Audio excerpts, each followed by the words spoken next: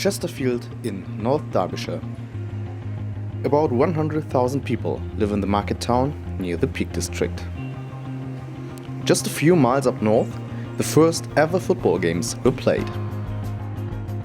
The town's landmark, the crooked spire at St. Mary's Church, gave the local club its nickname.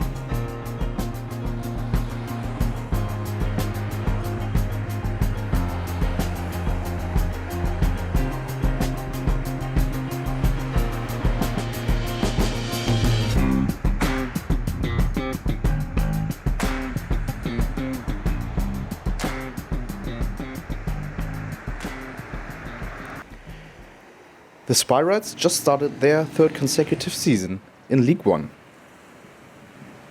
On match days, the stadium attracts usually a crowd of 6,000 people. Sometimes just to see this.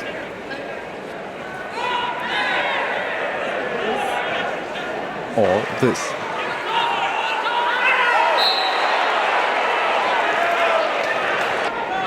But eventually, even this.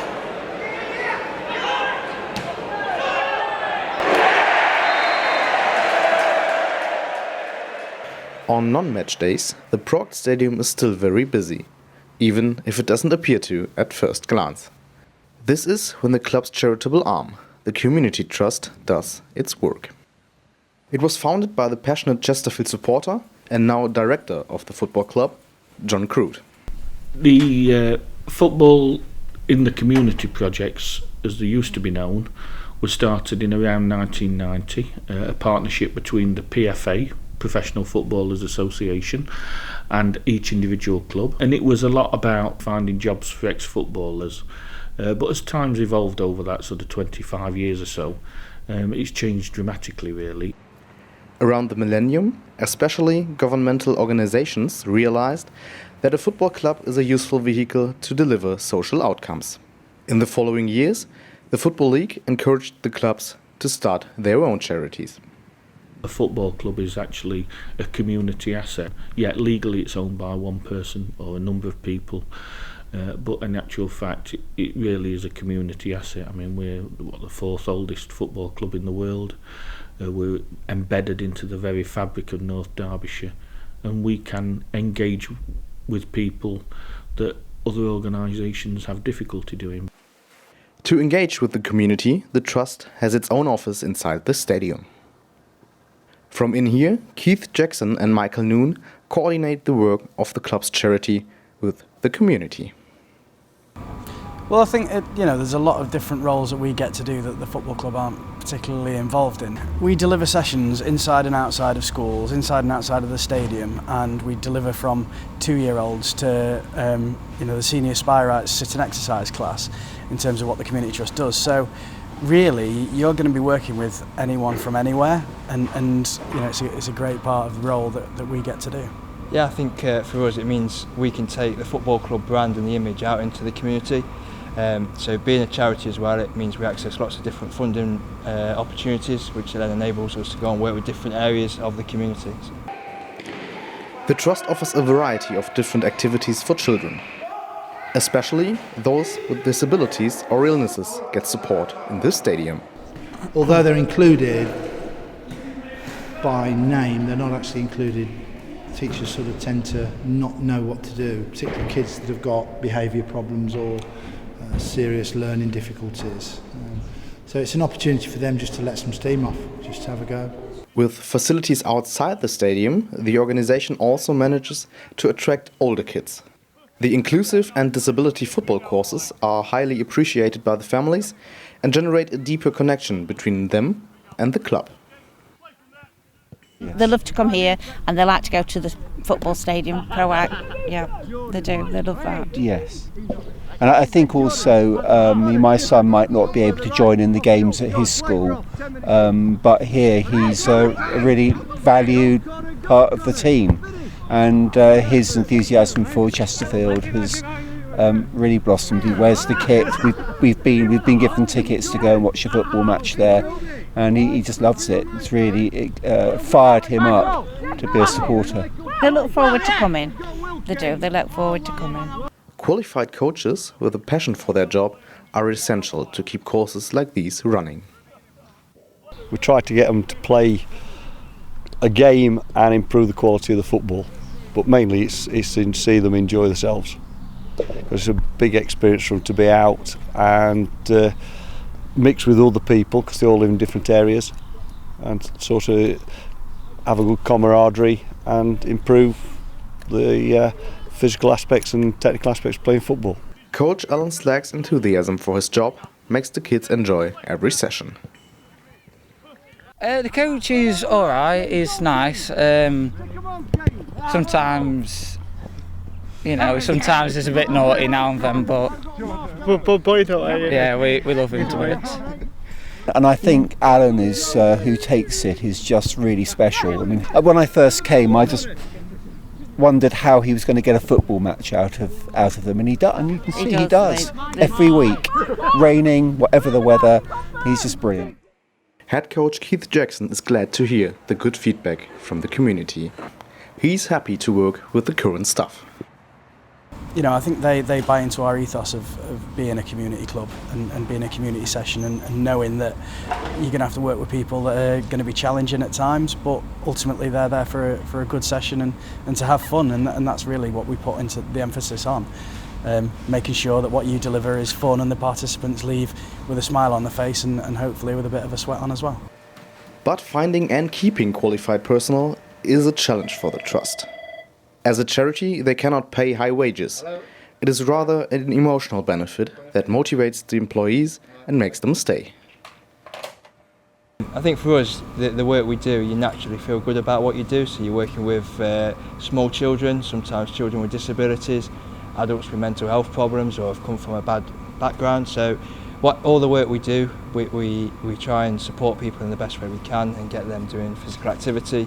And some of the outcomes you see, whether it's people losing weight or people getting more active, it's fantastic to see. I think when you look at things like our mental health course, people that have gone on that course have now subsequently gone on to get paid work. And also they've gone from being sort of relatively sedentary to taking part in weekly fitness classes. So it's those results that are really good to hear. And the people here are pleased to have this opportunity. Chesterfield citizens with mental health issues find a place to socialize and play football in the Trust's football team, designed just for them and their needs.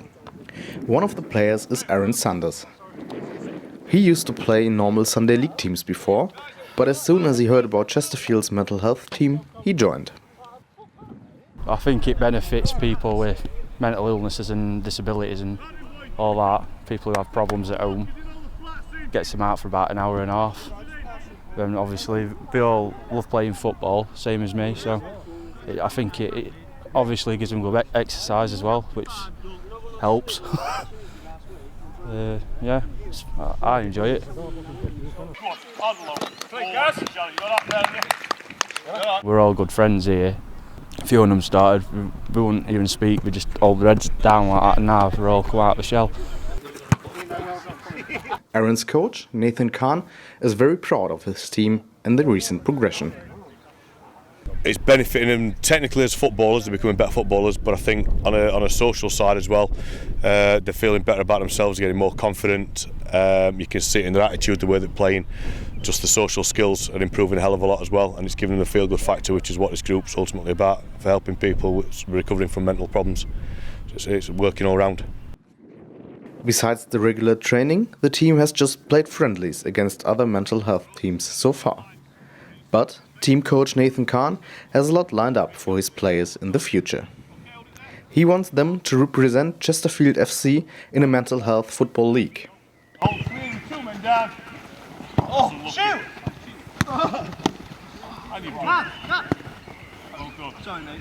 Being linked to the club is a big motivation for him and his players. I'm slowly imposing that they are not playing for themselves, they're not just playing for any game of football, they're actually playing for a badge. What I'm trying to install in them, and what I'm working very hard with Mike as well, is that these guys are not just playing football for a mental health team, they're playing for Chesterfield FC's mental health team. And I think looking at the guys wearing the shirts now and some of the sponsor deals that we're trying to attract to get the guys more official Chesterfield wear for the games and for the travelling in as well, I think it's all boding very well, and I think it's important that these guys are made to feel part of Chesterfield FC, not just an add-on or a special group. They are part of Chesterfield FC itself and they're representing the badge. Nathan Kahn and the team fight mental health issues with football and a great optimism. He believes in a better future for Aaron and his teammates. It's a shame, but mental health problems are everywhere around us, and some people, you know, it's what it is. But these guys are a great set of lads. They really are. They deserve every opportunity they get to improve and to recover, hopefully. Thank you to Nathan for being a good manager. Thank you to the club for setting this whole organisation up, and just thank you to everyone who supported us all the way through. The Community Trust does not only use sport and exercise classes to engage with the people in the city. In their own cafe, they welcome people every day for some snacks or just even a little chat. The 65-year-old Brenda Clark is one of the regulars. She comes here every day to meet friends, enjoy a meal or just relax. On Fridays, Brenda joins a group of fans for the speakeasies. There, she also has the chance to talk to special guests. These meetings now attract a regular group of Chesterfield fans. Pass round the group of... Just over a year and a half ago, we thought it'd be a good idea to get people to gather on a regular basis, initially in the cafe, to sort of share memories and get some of the fans together who might otherwise not meet during the week. And it's developed so that now we come into the NIMOS room every Friday for a couple of hours. If we can, we get a guest along to talk to them for at least part of that time. And most weeks we end up with a guest here, and then we might talk amongst ourselves as well. He says, me we've got to work to Amber and me had to work with someone.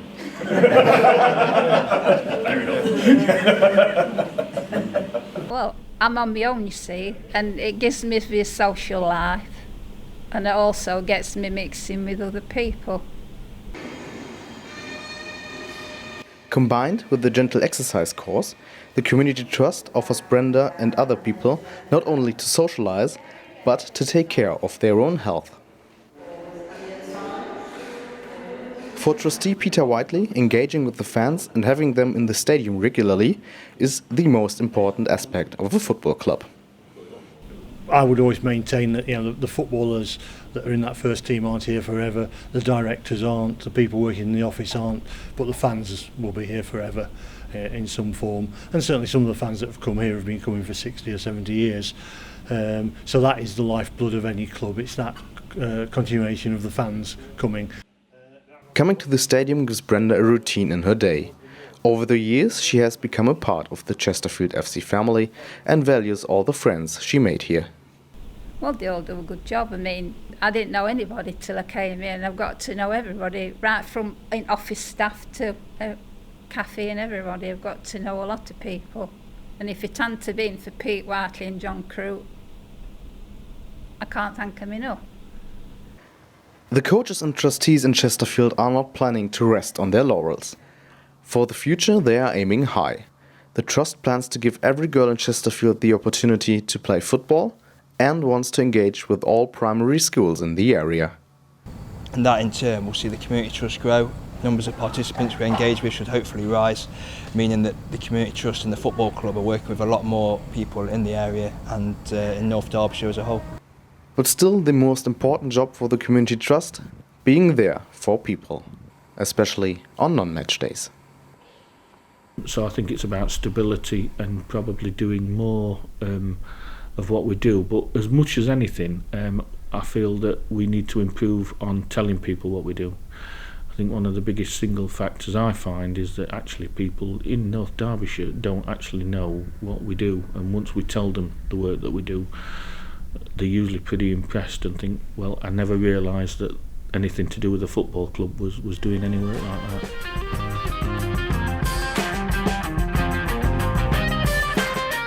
So I think it's a passion as much as it's a job, really.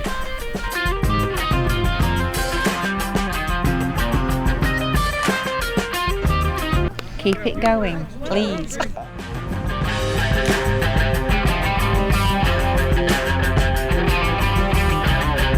And hopefully we can give something back eventually. If everybody gets behind it, what we could deliver in the next few years could be phenomenal.